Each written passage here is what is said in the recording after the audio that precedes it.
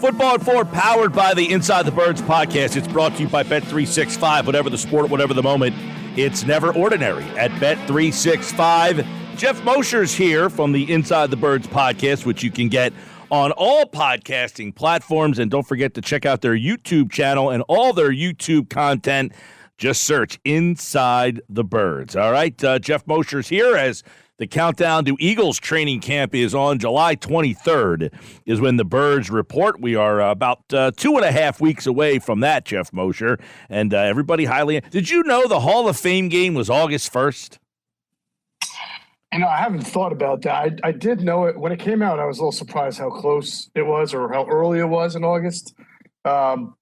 But, yeah, I haven't thought about that in a while. That's pretty close. Yes. 2 days before my birthday. Yes. Well, guess what? Happy birthday early to you because football is getting that much closer. August 1st is the start. August, I think I saw the 13th is when the first teams report. The teams that play in that Hall of Fame game, they get some time to get ready. And so about this time next week, there's teams reporting this weekend. This weekend, teams are reporting. This weekend. That's crazy to me. I mean, that's just insane. I'm not ready for that. Yeah, I think that feels a little early, but all right. I was reading an article this weekend. Bill Barnwell wrote it. He always makes you think a little bit. I wanted to get your thoughts on it. He writes, is it possible that Howie Roseman's career is both underrated and overrated? How would you kind of look at that title right there and kind of break it down? That's a fantastic question. I'm reading the headline and thinking, I don't even know if I want to read the story to see what he has to say yet, because there's so many angles you can take on just the headline there. There's no question about it. I mean, he's had a long career. Probably you can make an argument he's had enough losing seasons within his long career that other GMs would have been fired, right? But in his long career, he's also had a lot of good winning seasons and won a Super Bowl. So there's the underrated part. And then the underrated part also folds into when you look at the Eagles, how they won the 2017 Super Bowl and got to the 2020 Super Bowl, the 53-man rosters that Howie put together were just superb. They were excellent. Every move he made was the right move. They were deep. You could almost – listen, I don't want to take any credit away from Nick Sirianni taking the team to a Super Bowl or Doug Peterson winning it, but the fact that he was there and within 5 years, two different guys took this team to the Super Bowl with a decent number of crossover players shows you that it was more than just coaching. It was roster assembly. But then you get into the point where there have been years around those years that have just been terrible years or epic collapses like losing 6 of 7 last year. Right. So he breaks it down into 5 different kind of career arcs. And it's that, that his career almost ended early, the whole Chip Kelly takeover thing. Like, you go back to that, he was the GM in 2010. Then he gets moved into an advisory role. And then Kelly comes in here and basically almost ends his career. And it's amazing, like, that whole era right there almost defined, that his best work never really almost got off the ground. Correct. I mean, it was, right. And honestly, you'd have to even go back to when does the Howie Roseman era really start? Because from when he got the job in 2010, he really didn't have final say the way he does now. It was still Andy Reid's organization. 2011, they go 8-8, 2012, 4-12, right? And then that's the end of the Andy Reid tenure. And then again, the next 3 years, you have Howie drafting players for Chip Kelly. So you can argue that it doesn't really start like the Howie Roseman era of complete control until, say, 2016. And in that time, he's had 3 double-digit win teams, right? 2007, 13-3, 14-3 2 years ago, 11-6 last year. And you say that's pretty good. But then he's also had a 4-11-1, a 7-9, and 2 9-7s and a 9-8. So and some of those 9-8, 9-7 years, the expectations were bigger. So I think it's a great way to ask that question. Is he overrated, underrated? And I think the answer is in some ways, yes. And yes. Well, and you go back to that Kelly era. You wonder, like, was it just personality based? Like, what was it that those two couldn't coexist? Oh man, how much time do we have here, Mike? I mean, I can't pin that all on Howie. Obviously, you have to pin a lot of that on. That's what I'm saying. Like, when you look back to that, is this more that Kelly just didn't respect the job that Roseman did and just didn't want to work with him, never gave him a chance, or was there a breaking point where Kelly said, I can't work with this guy? I mean, obviously the first 2 years, they worked hand in hand, they worked together, and then it was, for Chip, it was, I can't work with this guy. But that's not a surprise because, Chip had an ego himself. I'm not sure Chip and Trent Baalke were a great mix the next 2 years in San Francisco. Chip has his guys. Some of them, Tom Gamble for a while was one of them. And,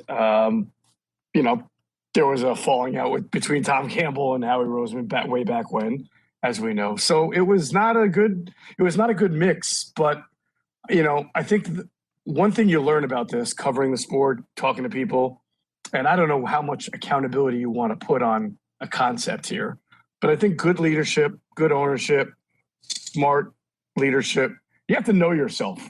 You have to know, if you're running an organization, who you can bring in that's going to work with you and be compatible with you and share your vision, and who's not. And I think this is some of the areas where maybe the overrated conversation comes in, because Jeffrey Lurie and Howie Roseman, they're constantly rearranging at whether it's medical staff, whether it's head coach, whether it's position coaches, front office people. It's hard to find, other than, say, Jeff Stoutland, right? As a position coach and maybe a few guys in the front office, it's hard to find guys who've been with the Eagles for a really long time. And that has to speak to something, that lack of continuity there. And again, I'm not putting all of that on one person. I do think the vetting that Howie and Jeffrey have done as leading the organization, of who they're bringing in and how much patience they're going to have, and how much background info they're going to get, is fairly questionable. One of the things he asks in the article, which has always been one of the knocks on Roseman, is Roseman actually a good drafter? And it is interesting, with you look at where they are now, how much of where they are now is based on Roseman being a good drafter or not being a good drafter? Well, I think it's not his strongest point. It's not his weakest point. I mean, you know how people react, fans react. If you have a bad draft, he's the worst guy in the world. If you have a good draft, he's awesome. Same thing with trades. A lot of people love to call Howie a wizard of trades, but if you look at his last few trade deadline deals, they have not been great. They haven't worked out. Going back to Golden Tate, to Kevin Byard, to Robert Quinn, right? So not all of his trades work out, but he sort of has this perception as a guy who's a great trade master, because some of the ones he has made have been really good. But I will say, I think it's the same thing with the draft. I think if you look at certain years, you go to, say, 2018, where he gets Goddard and Maddox and Josh Sweat and Matt Pryor and Jordan Mailata, 7th round. That's an impeccable draft. It's hard to get much better than that. Right. If you go to the year before, though, with Derek Barnett and Sidney Jones and Rasul Douglas and Mac Hollins and Donnell Pumphrey, Shelton Gibson, Nathan Gary, Elijah Qualls, that's 8-9 guys, and you really didn't get a Pro Bowler in any of those guys. And you could say the same thing for 2020 outside of Jalen Hurts: Rager, Davion Taylor, Kayvon Wallace, Jack Driscoll, John Bradley, Quez Watkins. I mean, the names go on here. Prince Tega and Ogo. That most of, if not for Hurts, that draft might be one of the worst in team history. Yeah, Prince Tega Winoga is a great pull by you, by the way. Geoff Mosher, Football at 4, the Inside the Birds podcast, is when the article is written about Howie Roseman, the influence he has had on the NFL, and how the NFL has evolved in Roseman's image. In other words, a lot of teams have tried to emulate the Eagles in two ways. One, emulating them, and two, stealing from them. We see so many Eagles front office people around the league because they want to do what the Eagles are doing. Yes, there is. It's a copycat league. I think contract structure is something that you'll see a lot of people doing, similar to the Eagles with the dummy years. Not every team wants to do it, and there are certain teams that hate it and will not do it. But there are teams that have looked at it and indoctrinated it into how they do their operations. But then this is a great conversation too about overrated, underrated. So Howie and his financial staff wisely figured out a way to manipulate the salary cap thanks to the owner's willingness to put out upfront money and then sort of use the cap and contracts as like a credit card, right? Dummy years, push down the road, kick the can, the cap goes up, the hits that they take are dead cap hits, but they become smaller and smaller and smaller, right? Is that so? Is that a skill? You know what I'm saying? Or is that just they found something financially, almost a loophole that they've exploited?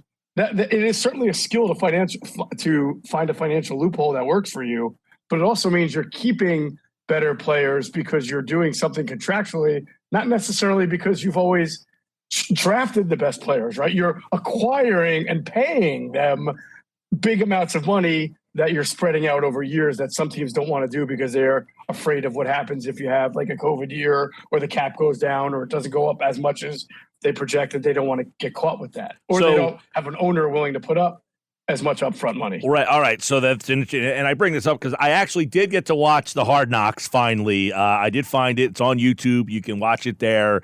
So the dynamic between the GM and the owner, sometimes the GM is only as good as the owner allows him to be, and maybe not being, even if you take meddling out of it, by saying you can get creative with my expenditures if you want to. Yeah, and that is the one area where you say, well, the owner and GM are very often in lockstep and they have a mutual trust, which is great. How many franchises have to hit the reset button all the time because the GM didn't do great, so they have to fire him, bring in a new one. He's got to hire a new coach. He or she has to do a hire. I mean, it gets to a point where you're thankful that Howie and Jeffrey have built a mutual respect and an understanding. You've seen those videos of them in the war room. I have been told before that Howie's not afraid to tell Jeffrey, no, I don't like that. What you're saying, we need to do it this way. And Jeffrey has no problem then saying, okay, I trust you. That's a great thing. Yeah. And you would love for that to trickle down a little bit more to the whole franchise. I don't know that it always has, because as we've seen, coaches, position coaches, they sort of get the wool pulled out from them, or the rug pulled out from them, I should say, a lot quicker. And so it kind of makes you wonder how, like, why is it so firm at the top, but not in the middle level? But the point is you want that firmness at the top. You want that trust as long as the people are doing their job well. Yeah. Oh, listen. And then, another part of the article, Bill Barnwell wrote this article over at ESPN.com. It's it's long. So you need to kind of sit on the porch and rock away in the rocking chair for a while here. But he asked the question, one of the takeaways he comes up with is, have teams kind of yearned to find the Roseman style of GM or the football guy GM? Has Roseman kind of put a new style of GM on the map in the NFL? I don't know if it's a whole new style. I'd have to get a clearer understanding of Bill, of the context of that question. Is it through trades? Is it through drafting? Is it through contract? Again, contracts, yes. We definitely see. Remember, one of the things he writes, Jeff, is created the 3-year contract rule for drafted players. You can't get an extension until after your 3rd year, because the Eagles had cornered the market first. And this is really more Joe Banner than Howie, but Howie was coming up about trying to get these guys extended after 2 years to make their price tag lower. So he writes that teams loathe hiring GMs who don't have scouting or a resume as a player, and that Roseman has made that less of a red flag now, that teams will not say, hey, you have to be a scout or it would have been a player to now get this role in the league, that they are now saying you could have another way to approach that position. And a lot of it is being creative and crafty with how you set up these contracts. Yeah, that's an interesting point. And, listen, I don't want, there's always, how Andy Reid says, it's like, I'm not the inventor of the West Coast offense. Everything I know came from Mike Holmgren. And Mike Holmgren says, well, it's not me. Everything I know came from Bill Walsh. And Bill Walsh would say, hey, it's not really me. I put some spins on stuff that Paul Brown was doing, right? So I only bring that up to say, like, take someone like Ron Wolf, who won, I think, 2 Super Bowls with Green Bay, yeah. And went from the whole Aaron Rodgers era, the Brett Favre era, which not only that, but getting Brett Favre from Atlanta for like nothing, right? They identified something in Favre and it worked out great. And then they went out to Aaron Rodgers. I don't think he played football either. He was known as that executive who did not come up through because he played in college or anything like that. So again, Howie is like kind of the modern day. You look at that and say teams are less afraid to do it, but there was always somebody before Howie. I'm sure even someone before Ron Wolf who did that, who paved that way for him. Yeah, I know that, people take a look at Roseman, and in the early stages, it was his drafting and then, the contract stuff, and then he hit on a bunch of free agents, to which at the end, the question comes out is Roseman a great general manager? And the question at the beginning was, is he overrated? Is he underrated? Many people rank him at the top of the list in the game. So do the Eagles have in Howie Roseman the best GM in football, or one of them? I think he's really good. Really, really good is what I would get. If we were doing like a report card. And is this though, Mosher, though, like him learning from mistakes and kind of moving past them, or some of that? Like, is he evolved? Is he evolved in this position? I do think he has a better, from where I talk to people who know Howie or work alongside him or do business with him. He's better now at really understanding what he knows versus what he doesn't know, taking in account his people. You hire people for a reason. You have to listen to them. There's those stories about way back when with his own draft board, which I'm sure he still has his own board. But he does the work. He knows the landscape really well, whether it's free agency, whether it's the draft. He's always prepared. Howie to me is like one of those people who in their job is so amazingly good because they're relentless, they're tireless, and they're really good at several parts of the job. I think there are some other parts of the job where he falls fairly behind some of his colleagues. I don't have a ranking. I don't know who, I've always thought Ozzie Newsome was one of the best GMs. He's not anymore. Eric DeCosta is in charge of the Ravens. He's really good. This guy in charge of the Packers, Brian Gutekunst, has done a nice job. John Schneider, I think for Seattle, is really good. It's funny. Howie has won 1 Super Bowl, been to 2. I think that I always joke that the guy for the Giants who won 2 Super Bowls, they got fired like 3 years later. Jerry Reese. Jerry Reese, right? He's got more Super Bowl rings than Howie, but he was fired way before Howie, right? Because he had a couple of bad years and the ownership lost faith in him. So again, I think he's really good at a lot of things, and I think there are some other areas that I don't want to say he's always going to be deficient at, but that are uniquely Howie Roseman that might prevent that lead to the Eagles sort of having these high peaks, but also some pretty low valleys in between. It's an interesting article if you guys want to check it out over at ESPN.com that he writes asking that question. Is Howie Roseman underrated, overrated? And at the end he asked, is he a great general manager? And look, not many people keep the job for as long as he has. You mentioned, though, the one thing, since Roseman has been, I don't know, when do you say that he kind of took over?